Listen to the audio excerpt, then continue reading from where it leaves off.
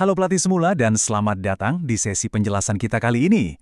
Kalau Anda adalah seorang pelatih futsal pemula atau mungkin pelatih yang lagi cari cara buat mempertajam strategi pertahanan tim, Anda udah ada di tempat yang tepat. Pernah nggak sih ngerasa pemain Anda di lapangan tuh cuma lari sana-sini ngejar bola kayak ayam tanpa kepala?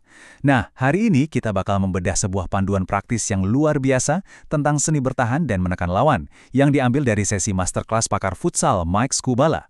Kita bakal cari tahu gimana caranya ngubah pemain Anda jadi unit pertahanan cerdas yang jago baca permainan. Menarik banget kan?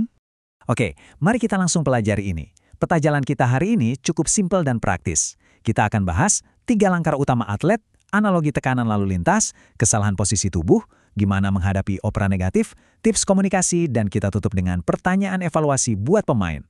Semuanya siap buat langsung Anda terapkan di sesi latihan berikutnya. Kita mulai dari fondasi yang paling dasar. Bagian pertama, 3 langkah utama atlet. Gini, sebelum seorang pemain itu bikin tackle, lari, atau nutup ruang, sebenarnya ada proses di otak mereka yang super krusial. Skubala nyebut ini sebagai 3 pilar utama atlet. Perceive atau melihat situasi, decide atau memutuskan, dan act yaitu eksekusi. Sering banget nih kita sebagai pelatih cuma fokus ngomel di pilar ketiga. Kok tackle-nya telat sih? Padahal, kalau tackle-nya gagal, akar masalahnya bisa jadi ada di awal. Apakah mereka udah membaca ancamannya dengan benar? Apakah mereka mutusin momen yang pas buat maju? Nah, di sesi latihan, kita harus banget menantang cara mereka melihat situasi dan mengambil keputusan. Bukan cuma merhatiin fisik dan keringatnya aja. Lanjut ke bagian 2, kita punya konsep yang gampang banget diingat. Analogi tekanan lalu lintas. Cara paling gampang buat ngajarin pemain kapan harus ngepres gila-gilaan dan kapan harus nahan diri, ya pakai analogi lalu lintas ini. Bayangin ada lampu hijau, itu artinya tekanan cepat. Ini momen di mana bola harus direbut seketika itu juga. Tapi kalau jarak pemain kita ke lawan masih terlalu jauh atau lawan lagi enak-enaknya nguasain bola, nah itu lampu merah atau kuning. Di situasi ini pemain nggak boleh asal tabrak. Mereka harus mundur dikit, nunggu momen yang pas, dan pastiin garis pertahanan di belakang mereka aman. Jadi intinya begini, baca dulu tekanannya, jangan asal ngepres buta. Pemain itu harus punya insting buat merasakan bahaya. Kalau mereka lihat lawan lagi pegang kendali penuh, terus mereka asal lari aja ke arah bola tanpa rencana, wah itu sama aja ngerusak formasi pertahanan kita sendiri.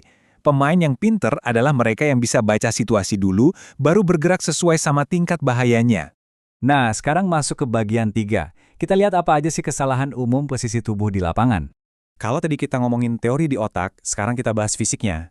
Kesalahan terbesar yang paling sering banget kita lihat adalah pemain berdiri terlalu sejajar atau flat dan nutup bahu mereka. Pas bahu mereka tertutup dan cuma menghadap lurus ke arah bola, mereka itu kehilangan yang namanya penglihatan tepi atau peripheral vision. Padahal pemain bertahan yang bagus itu harus langsung ngebuka bentuk tubuhnya, agak miring sedikit. Kenapa? Supaya mereka bisa lihat bola, tapi matanya juga tetap bisa ngelirik pergerakan lawan lain yang lagi cari ruang kosong. Nah ini diilustrasikan dengan sangat brilian lewat kutipan Skubala. Kalau Anda cuma fokus pada bola, Anda nggak akan bisa melihat apa yang lagi lawan rencanakan. Bener banget kan?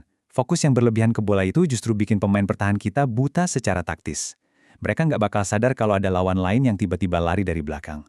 Dengan bentuk tubuh yang terbuka, kepala pemain bisa terus bergerak memandang seluruh lapangan, yang mana ini nyambung banget ke pilar pertama tadi, membaca situasi. Masuk ke bagian 4, gimana cara ngelatihnya? Kita bahas skenario latihan operan negatif. Salah satu pemicu paling sempurna buat melatih insting lampu hijau alias tekanan cepat ini adalah memanfaatkan yang namanya operan negatif. Apa itu?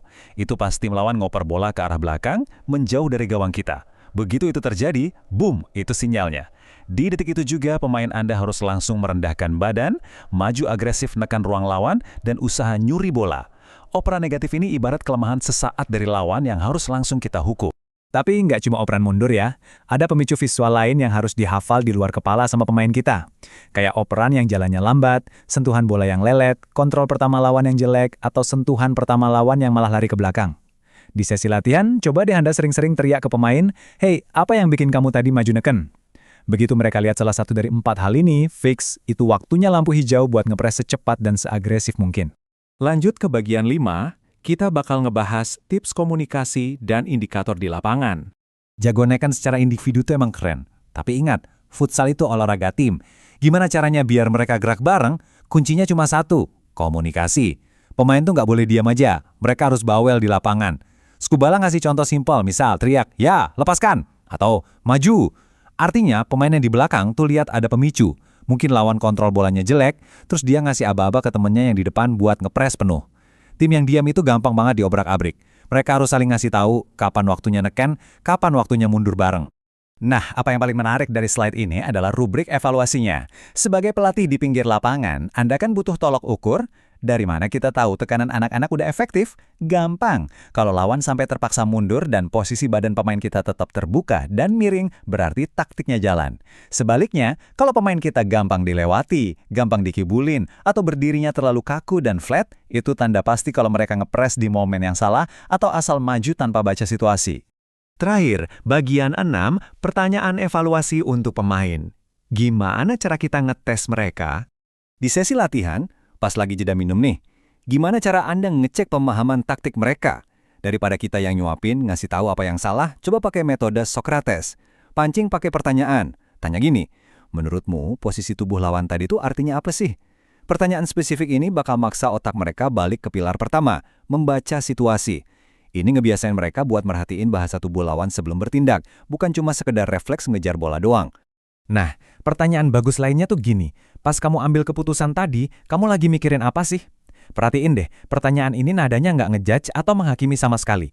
Ini murni bantu kita buat bedah cara mikir si pemain. Kalau tackle-nya salah, apakah karena dia nggak lihat pemicu operan lambatnya? Atau karena dia nggak sadar ada pemain lawan lain? Memperbaiki cara mikir mereka itu efek jangka panjangnya jauh lebih kerasa dibandingin kita cuma ngomel soal tackle yang telat. Gak kerasa kita udah sampai di akhir sesi kita. Dari bahas 3 pilar dasar, analogi lampu lalu lintas, posisi tubuh, sampai ngenalin operan negatif dan evaluasinya. Jadi sekarang giliran saya yang nanya ke Anda. Gimana cara Anda bakal ngerancang latihan besok? Biar pemain gak cuma capek fisik, tapi otak mereka juga benar-benar ditantang buat baca permainan. Coba deh terapkan tips komunikasi dan pemicu visual ini. Dan lihat sendiri gimana pertahanan tim Anda berubah jadi jauh lebih solid dan cerdas. Terima kasih udah gabung di sesi penjelasan ini dan selamat melatih.